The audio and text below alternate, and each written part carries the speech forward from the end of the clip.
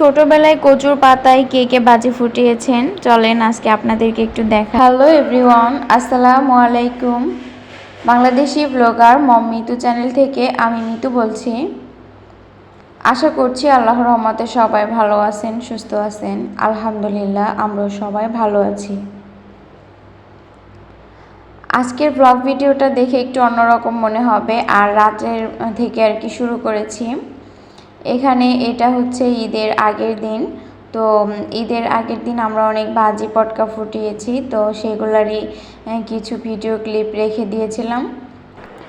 আমরা এখানে কচুর পাতা করে যে বাজিগুলো ফোটানো হয়, কেউ কি কখনো দেখেছেন কিনা কমেন্টে জানাবেন। আমরা কিন্তু ছোটোবেলায় খুবই করেছি। আমরা গাছের সরফা বলে থাকি। তো পাতলা পাতলা যে অংশগুলো ওগুলো শুকায়, তারপরে আগুনে পুড়িয়ে ওই ছাইটা হচ্ছে কচুর পাতার ভিতরে রেখে কচুর পাতাটা ছিদ্র করে দড়ি দিয়ে বেঁধে সুন্দর করে ভাবে হাত দিয়ে ঘোরানো হয়। এই বাজি কারা কারা ফুটিয়েছেন বা কে কে চিনেন অবশ্যই কমেন্টে জানাবেন। আমি ঈদের ব্লগটা দিতে দেরি করে ফেলেছি। তো সব আপুদের দেখি ঈদের ব্লগ দেওয়া হয়ে গিয়েছে, পাশাপাশি কিন্তু তারা রেগুলারিটি মেনটেন করছে। আমার ক্ষেত্রে সেগুলো হচ্ছেই না। আমি হচ্ছে একদমই পিছিয়ে থাকি সব সময়। আর রেগুলার আর কি আমি হতে পারি না, যত না চেষ্টা করি একদিক দিয়ে পিছিয়ে থেকেই যাই। তো যাই হোক, দেখি কবে রেগুলার হতে পারি। তো এই ব্লগটা রেডি করলাম যতটুকু ছিল।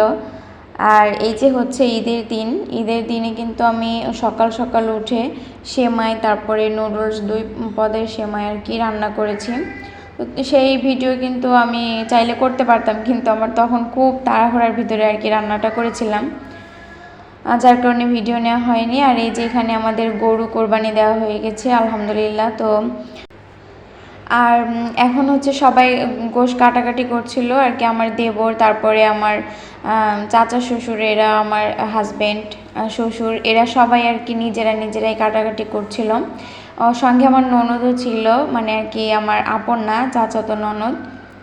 তো ওরাই আর কি ওখানে ভুঁড়ি টুড়ি পরিষ্কার করে তারপরে দেয়। আমরা হচ্ছে বাকি যে প্রসেসগুলো আছে ভুঁড়ি পরিষ্কার করা, তো সেইগুলোও করেছি। তারপরে পা পরিষ্কার করা হয়েছে, আর হচ্ছে মাংস রান্না করা হয়েছে, মাংস ভাগাভাগি করা, সব কিছুই করেছি, তবে ভিডিও করিনি। আসলে আপনাদের কাছে হয়তো দেখতে ভালো লাগবে না। তারপরেও না একটু যতটুকু আছে ভাবলাম কি এইটুকু শেয়ার করি। তো এই যে রুটি বানাচ্ছিলাম, রুটি দিয়ে গোশ খাওয়ার জন্য। তো ওটা তো ছিল বিকালের ভিডিও ঈদের দিনের। এই যে হচ্ছে পরের দিন সকালের ভিডিও। আমি মেয়ের জন্য একটু নাস্তা বানাচ্ছিলাম, আর আমাদের সবার জন্য ভাত রান্না করেছি তাড়াতাড়ি উঠে। তো এখন গোশ আর কি সবাই খেতে চাচ্ছিল না। আর ঈদের দিন দুপুরে কিন্তু আমাদের বাড়িতে বড় একটা আয়োজন হয়েছিল,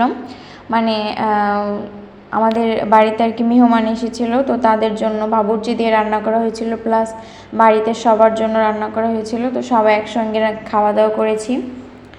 আর এই যে মেহমানটা থাকলে কিন্তু আমাদের সময়টা বেশ ভালো গিয়েছে।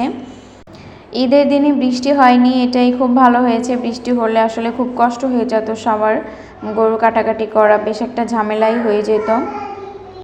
আর এই যে আমি কিন্তু বাড়িতে 10 দিন থেকে এসেছি, তারপরে এর মধ্যে সব একটু একটু করে যে ভিডিও রেখেছি, কয়েকদিনের ভিডিও এই যে আপনাদের সঙ্গে শেয়ার করছি। তো আমার ভিডিও যদি একটু ভালো লেগে যায়, ভিডিওটিতে একটা লাইক দিতে ভুলবেন না। আর কেমন লাগলো অবশ্যই একটা কমেন্টের মাধ্যমে জানাবেন। যদি আজকে চ্যানেলে নতুন হয়ে থাকেন তো চ্যানেলটা সাবস্ক্রাইব করে পাশে থাকা নোটিফিকেশনের অল অপশনটা অন করে রাখবেন। আর যারা সাবস্ক্রাইব করেছেন তাদেরকে মন থেকে অসংখ্য ধন্যবাদ। এটা হলো তার ঈদের 2 দিন পরে না 3 দিন পরের ভিডিও। তো আমরা হচ্ছে নির্বাচন অফিসে এসেছিলাম, আমার একটু কাজ ছিল। তো আমরা শহরেই এসেছিলাম আর কি নির্বাচন অফিসে।